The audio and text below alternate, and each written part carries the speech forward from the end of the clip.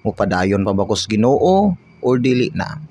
Mo backslide ba ko or mupadayon ko pag-serve? Musimba pa ba ko sa church or dili na ko musimba? Mupadayon ba ko sa akong promise sa Ginoo or ako na lang tong kalimtan? Moabot gani ka na nga crossroad point sa imong life, hinumdumi gyud ang pagpili kanunay sa Ginoo. Ayaw gid biyai ang Ginoo sa imong kinabuhi. Ngano? Kay mo ni promise sa Ginoo nimo. Though he fall, ingon dinhi ang psalmist, he shall not be utterly cast down. Dili gid ay ka totally gud ma-knockdown.